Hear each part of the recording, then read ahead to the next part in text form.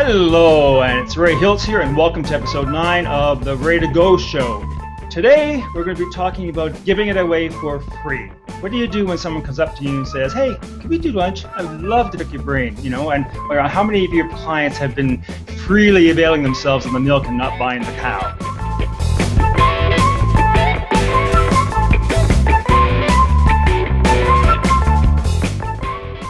Yeah, how are you today? Good morning. Oh, it's rainy and gray here in New York City and cold, and the dog won't poop because it's raining. But but I'm fine. And oh my God, I've been asked to give it away for free for my whole career. And at the beginning, I used to. So when we get into the show, I'll talk about what I do now. And just to be clear, if you just tuned in, we're talking about marketing advice. When she says she's been giving it away Not for the free. cow or the milk. Jess, how are you, Jess? Well, I'm not as good as BL because I keep getting told over and over again that my plant's too small. So I'm thinking the plant's going to go until I actually have this one grows or a large plant comes. That's okay. Well, and it's also, do you give it away for free when you don't know anything, or do you give it away for free when you know everything? And that's kind of an interesting part of this conversation, too, that I'm curious to explore along with everything else that's planned. Yeah, that should be very interesting. And Jess, it really isn't all about the size of your plant. Okay, just remember. Scotty. Actually, it is. I'm sorry, but size does matter. Scott, there are just so many double entendres that are going on at the beginning of the show. I can hardly wait to find out what happens in the middle and the end. I mean, how are things? Well, you see, it's all in your attitude because it's cloudy and rainy in Seattle, and I couldn't be happier. So it's just a. You don't like that. That's a normal day, right? He gets very suspicious if the sun comes out. Well, just to let you know that it's very sunny here today. It's a beautiful fall day. It's crisp, but it's sunny. It's very nice. So on with the show. This is a problem that I think not only large companies get it, because BL had shared a great post this week about spec work and how agencies are always after spec work, and it's been requests for proposals have been done since I guess the beginning. And is that fair? Or is it time up on that? Should we move on to another model? And then, but also self-employed people or small companies, it's difficult because time is money. And we love what we do, and I'll speak for myself. I love what I do. I'm passionate about what I do, and I'm really interested in the subject. So it's not hard for me to talk about it. So it doesn't take a lot for someone to convince me to talk about marketing. But when you get specific and people are asking to pick your brain about tips on how to do a specific strategy or help a specific business, then I feel like I'm uncomfortable, because depending on who's asking, it's difficult to say no without me feeling like I'm being a bit of a dick. So I want to open up and say, basically, what kinds of free advice are there? What kind of examples do you have, guys, of people asking for free advice, and do they differ in the type of industry that you're in? And we're talking service industry here, primarily marketing. So I'll start with Jess. The first thing I've got to say is, when I think about free, giving something away for free, every single time somebody talks to me and I have an idea, I will give it to them, whether it helps their project or their business, and that is a freebie that people will pay good money to work with me on a regular basis. So just in conversation, I think having those little tidbits allows people to recognize what's going on and how my brain works, and this would be true for anybody. How does the brain work that you're talking to, and when will that person actually fit into a project that would be going on? So it's a big part of establishing that authority and just being willing to give. I'm not going to hold back an idea when it comes out, because that's the right time and the right place for that idea to appear. Now, I also think that there are a lot of people who do a lot of talking, and they don't know a lot. Sometimes people pull out their unicorn magic, and they're not really unicorns, and that's a really big problem. And there's another phrase, gummy bear, that I was looking at names. A guy named Gerald Dubose and Fred Aubin talked to me about on a blab one time, where we were talking about best next steps and some things like that. And I thought, all right, so when somebody gives something away for free, I now have a little bit of my first reaction is I got to look at that closer because they're probably full of hot air. Oh, interesting. Before I jump over, because I'm going to ask BL, because BL's worked with agencies, and I haven't really worked in an agency before, and they get a lot of requests for spec work. And spec work, I mean, it's any kind of creative work rendered and submitted either partial or completed by designers to prospective clients before taking steps to secure both their work and equitable fees. Now, I know a lot of designers, a lot of graphic designers get hit for this. And then the other thing is brain picking, which is what I tend to come across all the time. So BL, maybe you can explain more about how the spec work thing works. Yeah, I worked for the biggest PR firm on the planet, which is Burson Marsteller, and they get RFPs all the time. They seek them out, and they will put a team of 20 people on an RFP. But what they will also do is have brainstorming sessions with people who know nothing whatsoever about the topic, coming up with ideas that have absolutely nothing whatsoever to do with a solution. And then they will recycle old ideas. It's not just them. Every big agency works that way. But they will put a lot of time and effort over a period of time. They'll make videos. They'll do all kinds of things because they have money in their budget for new business. I owned a small PR firm that had 6 employees and that I grew into one of the 100 top independent PR firms in the U.S. We were asked for proposals all the time. And at the beginning, we would do them. And we would send them over by messenger. And then we would call. And guess what? They wouldn't take our call. So then we got smarter. And then we would say, well, we have to come to a meeting with you to discuss the proposal, and we would not put the price in because all they would look at, therefore, would be the price. Yes. And you would have to find out how much we were going to charge, you would at least have to listen to us. And guess what? In the 30 years that I've been in business, I have never been hired on the basis of a proposal. Either people want to work with me or they don't, and the people who want to work with me generally hire me in our first conversation. That's awesome. See, I have a 50-50 response to proposals, but what I just heard you describe was a really big efficiency improvement, BL, in the sense that, you get out there and you try things, and if they don't work, what are you going to do? And what I find are the people who end up liking my proposal they're the ones that understand each of the hooks, and I build hooks in through my proposal in terms of, okay, well, here's the opportunity, but to really get into specifics, you're going to meet with me, just like what you do. And that's what we do all the way around. And I also use that as the basis for a follow-up email campaign, if you will, to just say, hey, have you thought about this? Or I know you had asked me about this. What did you decide to do? So that I understand that, and I'm glad you get 50-50, but at this point I say, these are the services I provide, this is the work that I have. If you'd like to speak to some of my clients, I'd be glad to connect you, and if you want me to write you a program, I will charge you for that. The first thing I will do when you hire me is write you a program. Okay, I just don't do that anymore. You make a good point, because I don't write a full program. My proposal is not a full program. People pay good money for those, just like you. Right. But I do give away free consultations. I have a small amount of time to help people find their next step. Yep, find their next step, and off they go. Right. Let's hold on to that free consultation, because I see this posted quite often with freelancers, especially on whether they should or not. And there's a whole dialogue. But I want to highlight Andrew. First of all, his rates for brain picking. Basically, his office visit is $100 an hour. Picking my brains over lunch is $250. And then I'm going to jump over here to Bill Graham. He agrees. He figures often people figure that because your lunch hour is regarded as time away from your work, that your knowledge should be free. Well, you can buy me lunch. That doesn't mean I'm going to give you ideas. Right. Yeah, but that's the contract, though. That's a contract. No, actually, it's only a contract if specific words were used and those specific words were accepted. If somebody wants to take me to lunch and I ask what it's about, and if they want to pick my brain, we have a different conversation than somebody who just says, I want to go to lunch, and it comes up at lunch because sometimes they kind of sneak it in there. Hey, it's good to see you. We haven't we haven't seen each other in a while, and then all of a sudden they want help with a problem when you're at lunch. So how would you, it's really interesting. You don't always know until you're in the middle of it. Scott, what's your experience? Well, I'm going to add a few more pieces to the discussion, and one of them is that you give something away because of client education.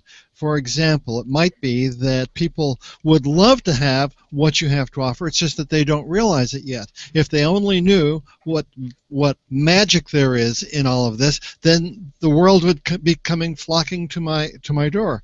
And one of the good examples of this is on the internet. There's a whole new way of interacting with potential clients, and video is a very potent way of doing this. And yet, videos that are an hour long are less valuable sometimes than are 2 or 3 minutes. So therefore, the Scott treatment is born, which is taking great content and down to bite sizes that everyone wants. But if people don't realize the power and the value of these golden nuggets or these snippets, then someone like me can go out and create free golden nuggets. Here is on a silver platter a golden nugget. But I will tell you this: if you give it, it's got to be a good match. If you give it away to someone too soon, then you can just kiss them goodbye in terms of being a good client, because they will associate value with price, and if the price was zero, then they'll either think that the value is zero, or at least they shouldn't have to pay for it. So there are all sorts of reasons for giving things away. It can be because you want to make a name for yourself. It can be because you want to perfect your craft. I'm fond of saying that when you're at the very beginning, you can give away things for empire building, and at the beginning of your career, and at the end of your career, you give away things for a legacy. But in the middle, you charge like heck. You're shaking your head. So.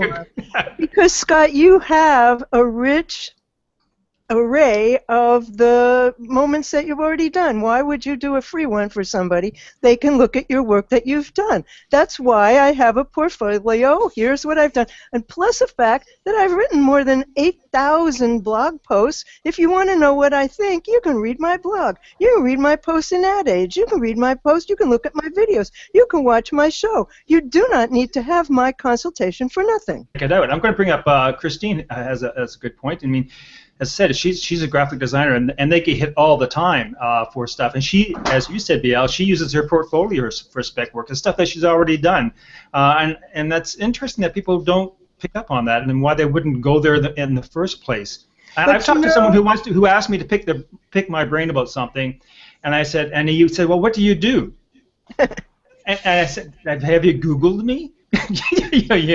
Yes, up there. But, I worked for a design firm. I worked for a very major design firm that at that time was part of Reuter and Finn, which is still the largest independent PR firm on the planet. And we would fill a room with speculative work.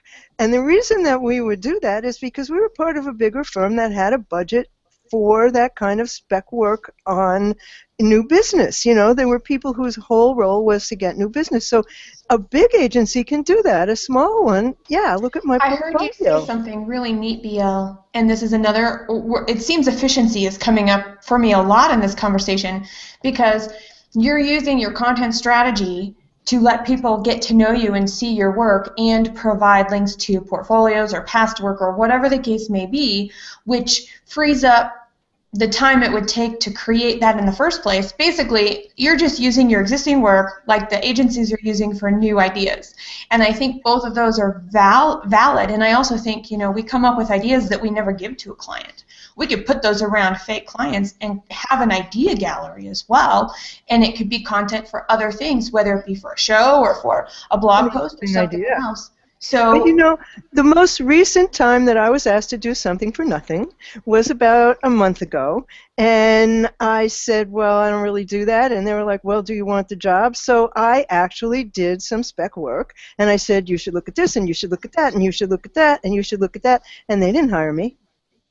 Interesting. I'm never doing that again. Scott, I also don't do here's that. a question. Okay, Scott, go ahead. And that is, at what point is it that you're paying your dues, and at what point are you being played for a sucker?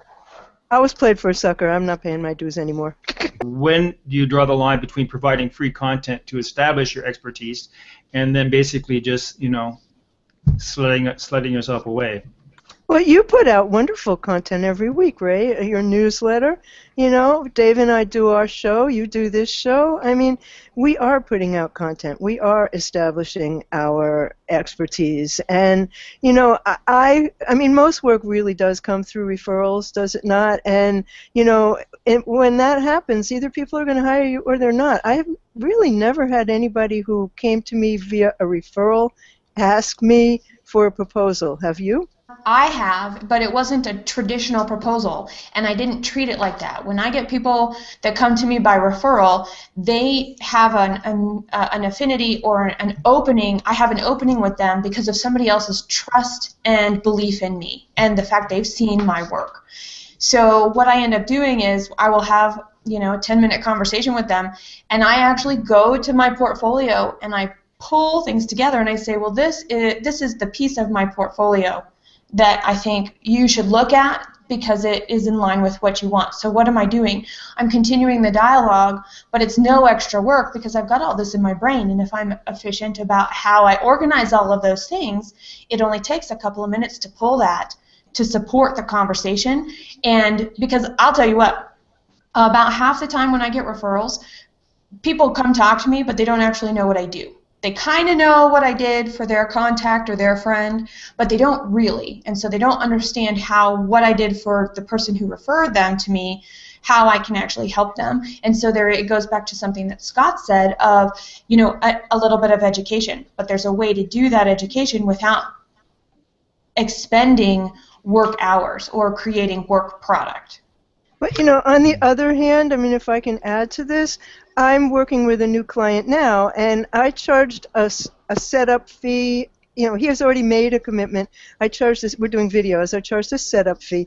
Trust me when I tell you, I've put a lot more time into the setup fee than I'm being paid for. But we have a commitment to a longer-term relationship. So once you hire me, I'm not looking so much at the clock as I am before. And, I think the line that comes from Ronnie Bincer is still the best one there is. I'd love to give you some free advice, but it wouldn't be fair to my paying clients, I mean, the video that precipitated this show, they asked an architect, would you give me designs on spec? And she just laughed and said, are you kidding? They asked a restaurant, can I have a free meal? He said, get out of my restaurant. I mean, you would not, you just would not ask other people to do that. And they're like, what, are you kidding? Like he tells a trainer, I want you to show me everything you're going to teach me. And he says, what? Why would I do that? I mean, so... and then it becomes his property. Right.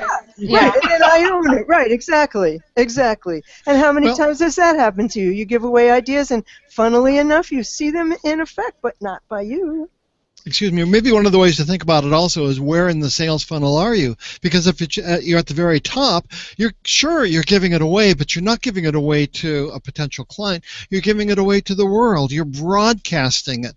And the reason why you're doing that is that you want attention. So you're getting paid, but you're paid in getting attention. And then you start to establish a relationship with someone. So I've got your attention, Ray. Then what do? I give you some more information because I want to pique your interest. So there's still value for value because you're giving me your interest. You're giving me your email address as an example. And that's golden. That inbox of yours is sacred. You're allowing me to be on sacred ground with you. And then as you go down further, things got to get a little more concrete to the end where I'm going to give you, something of value and you're going to give me coin. Christine says that we determine our worth by the terms we set and the terms we accept. And that's true, but we may think we're worth so much.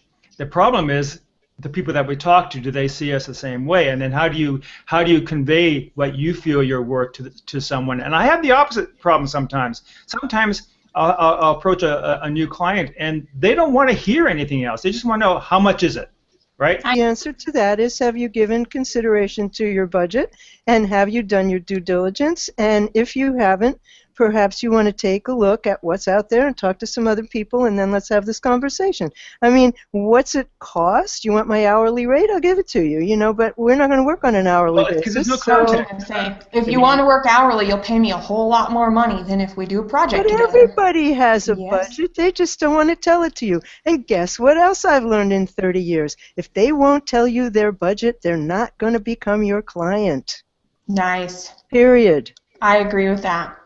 Yeah, and I always love the look I get when I ask if they have a marketing plan. You bring up a good point, because people kind of look at you with this blank face, and it goes back to, and I ask different questions than BL does, because if somebody wants a cost, I'll be like, well, I need to see your plan around this project before I can even have any idea, and it would be better if you could, and then I'm going to have a lot of questions. Exactly. You know, you don't just come to me and ask what does it cost. I'm not selling you a banana. Yeah, exactly. Right, exactly. We agree on what a banana looks like and the shape is, and maybe even what the cost should be. I don't know. There might be some haggling for said banana, especially if I have a hungry monkey. But yeah, you alluded to the fact that, you know, we do put out an awful lot of content. I mean, we do the show, you have a show, I put out a newsletter, I put out blog posts, you put out, and you know, and Jess and Scott as well. There's so much stuff out there, people don't look at that. And because I'll have to say you're right. Most of your business comes from referrals, but I have to say my personal experience is that very little of my business has come from any of that content that I had put out. I don't get a call after I do a show and say that was a really interesting show. I would like to learn more about that. Let's talk. My experience is different. I have gotten quite a lot of business as a result of content and speaking, and you know, big companies too. So yeah, well, I think, and you have a huge CV, much more impressive than mine, and maybe that's part of the reason. I think you're pretty impressive, Ray. Oh, yeah, we all believe that. Right. And by doing this, you become a player. You know, if we didn't do what we did, I've been called a player before, Scott. I don't know if I appreciate it. Come on, bring out the player. I'm too old to be a player. I laid my cards out a long time ago. Go ahead, Scotty. I'm sorry. Well, I'm not sure how to proceed now. By virtue of us doing what we're doing, you know, we are in the game. Does that work better? Yeah, sure. And if we're not in the game, it's, you know, then we're irrelevant. So even though there might not be a solid line or even a dotted line, there is more of an aura and persona, and also by virtue of doing what we're doing, it's personal growth and professional in-service training, and we're keeping up to date. And quite frankly, we're staying young, because all of what we're doing is kind of like at the leading edge, you know? That's true, but you know what? I also will have to say that people don't really want to pay for marketing. They don't understand. Ray's talked about this. They really don't understand what we do. So, you know, in my opinion, the only thing you can really show them is the results that you've gotten for other people. But I think you said the most important thing in this half hour, Jess, which is I need to see your plan. I need to see how you're approaching this, and I can then give you a price for what it is you want to accomplish after you tell me the time frame and the resources that you have to get there. Yep. That's the answer. Very well. Yep. Very well said. Before we end the show, I'd like to ask, what advice would you give them? So, what are the other things you could do to maybe avoid being stuck in an hour-and-a-half meeting, being picked at? Well, one of the things that I do is I say, listen, let's do a video call. You know, and that way you can say, sorry, I have another meeting, I have to go. I mean, lunch is a pretty special thing. If I have to really want your business before I'm going to have lunch with you, or coffee, or, you know, leave my dog and go somewhere. I mean, it, you know, and a lot of people will ask you, and you don't have to always say yes. Yeah, well, and it's hard to say no, right? Sure is. It depends on how many bites of an apple that you want to give to someone as well. If they want to have some free advice, I mean, they're getting to know you, you're getting to know them. There's a lot of information that's exchanged the first time that you're talking with someone who's a stranger. But if you've got someone on the second and third and fifth, you know, at a certain point, that teeter-totter is going to go the other direction, and it's not shame on them, it's shame on you. Exactly. Well, it's like, you know, it's the proverbial doctor at a party, right? Somebody will approach the doctor and ask them their opinion on something, and it's okay to ask an opinion on something, but you're in a party. He can't give you an examination, and he's not going to perform surgery on you on the dining room table. I mean, there's time and place for everything. So I don't mind giving advice if it's something that's casual, and I can say, what platform do I like personally, or that kind of stuff. Absolutely. That's fine. But when we're talking strategy and how to do something that's custom built for your business, that's where the line is drawn. But the doctor's going to say no. He'll give you some general idea. He's going to say, I'd have to see you, I'd have to have tests, I'd have to whatever. He's not going to pop your boil at a party. I have that's a great article because last time we did a show last February 2014 called "If I Give It Away, Does That Make Me Cheap?" And one of our friends, Jimmie Lanley, said basically, unless you're a surgeon, you cannot pick my brain. By the way, Geek Speak Guides, my friend Susan, she actually did a rant yesterday about when to say no and how to say no. And I know my personal thing is when you say yes to something, you are saying no to something else. And if you feel used or deprived or any icky feeling around saying yes, it's the time to say no. And draw that line in the sand and don't cross it. Our boundaries really matter, and this is a really good time to recognize, where is my boundary? So thanks very much, guys. We're at the end of the half hour already. We're not done quite yet. This part's done, but join us. Scott and I are going to be co-chairing the post-show Blab over at blab.im, Ray Hiltz. And I hope you can join us because you can continue the conversation and jump in and give us your thoughts on that. In the meantime, thanks for joining us. We'll see you next week. And everybody, remember tomorrow. In the States, it's Veterans Day, and here in Canada, it's Remembrance Day. Take care. Bye-bye.